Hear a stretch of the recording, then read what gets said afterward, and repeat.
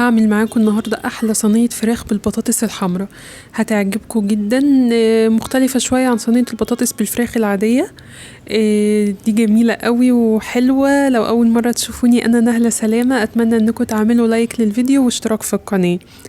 هعمل معاكم الوصفة كده سريعة، ويا رب تعجبكم. يلا بينا نبدأ الوصفة. اول حاجه هعملها، انا عايزه اعملها كده زي البطاطس بالفراخ بتاعت زمان كده، طبيعيه، ما فيهاش توابل كتير، ما فيهاش افتكاسات كتير، بكل بساطه وسهوله. وعملتها كمان في صينيه ألمونيا، حطيت معلقه سمنه معلقتين سمنه، او ممكن تحطي معلقه سمنه ومعلقه زيت، وشوحت الفراخ. اهم حاجه تشوحي الفراخ كويس علشان المسام بتاعتها تقفل وما تنزلش معاكي ميه في الاكل بتاعك. شوحتها وسبتها على جنب. جبت بصلاية زي ما انتوا شايفين كده وسط، قطعتها. هي المفروض بتتقطع جوليان للبطاطس دي، بس احنا مش بنحب قوي البصل يكون صريح وواضح، ففرمته شوية عشان اصغرها شوية. حطيت البصل بتاعي في البولة، وحطيت عليه معلقة ملح، او نص معلقة ملح ونص معلقة فلفل اسود. بعد كده بقى فركتها بايديا. انا عارفة ممكن تتعمل عادي بالمعلقة، بس احنا عايزينها البصل كده يشرب التتبيلة اللي عليه من الفلفل الاسود كده، وتبقى احسن بكتير. حطيت شوية شطة حمرا عشان عايزينها سبايسي شوية. بس فركت كده البصل كويس قوي بالملح وبالفلفل.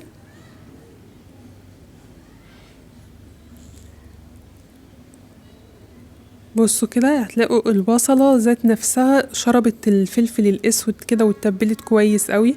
بعد كده جبت 5 طماطمات.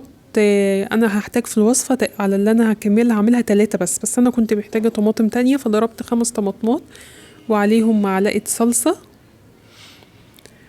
وكده الطماطم جاهزة. انا هعمل دول بطاطستين كبار مش صغيرين على فكرة.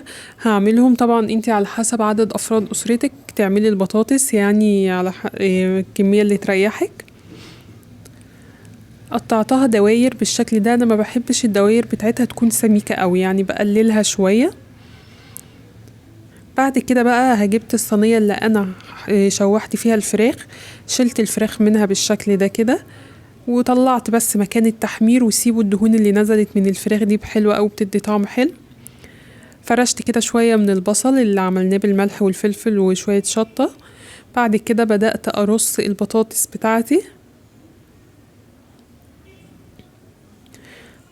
حطيتها بالشكل ده كده كلها. البطاطستين زي ما قلتلكوا كبار، علشان كده عاملين معايا كمية كويسة. بعد كده حطيت نص معلقة توم مفروم، كنت نسيتها في الأول على البصل، ومش مشكلة، وتبلتها بيه. ورصيت البصل الباقي فوق.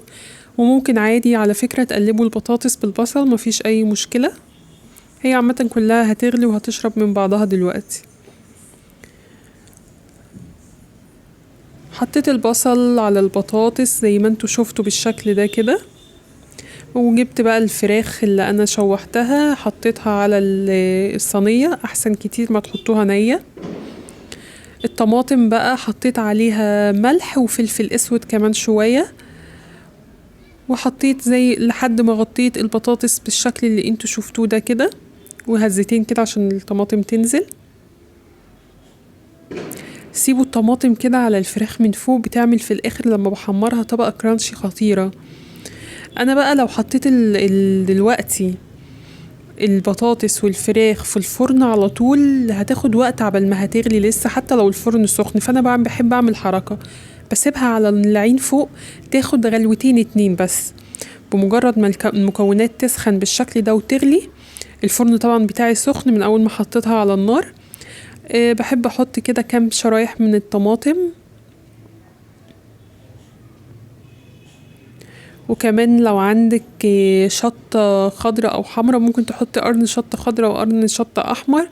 انا كان عندي فلفل رومي فقطعت منه شرايح كده. اما بتيجي تاكلي في الاخر طعم الفلفل الرومي ده بيكون حلو جدا معاها برضو. الفرن بتاعي سخن، شلتها من على النار، حطيتها في الفرن البوتاجاز. بصوا تدخل سخنة على الفرن سخن، تغلي كده على طول. طبعا تغطيها عشان الفراخ تستوي ما تنشفش، والفراخ ما استوتش. بشوكة كده بدخلتها في الفراخ، لقيتها دخلت بسهولة. والبطاطس طبعا مش محتاجين نختبروها، طالما الفراخ استوت هي استوت. ما بحبهاش تكون عايمة قوي في الصلصة، بحب الصلصة تكون تقيلة شوية كده تبقى ماسكة نفسها. طبعا الفراخ دي بتتقدم ممكن مع الرز المدسوس، ده احسن حاجة معاها. ممكن رز بشعرية، رز ابيض عادي على البوتاجاز، يعني مش مشكلة، اي حاجة تريحك. طبعا انا لما دخلتها الفرن لحد ما استوت، بعد كده فتحت الشواية عليها.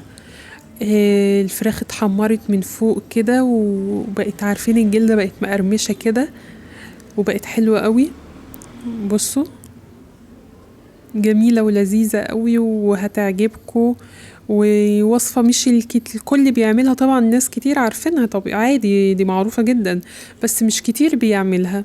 فأتمنى ان انتوا تجربوها وتمشوا على الخطوات، هتديكوا نتيجة حلوة قوي. يعني البطاطس هتبقى صحيحة زي ما هي، مش مهرية، وفي نفس الوقت بصوا دايبة، لكن كل بطاطساية ماسكة نفسها، حلوة قوي.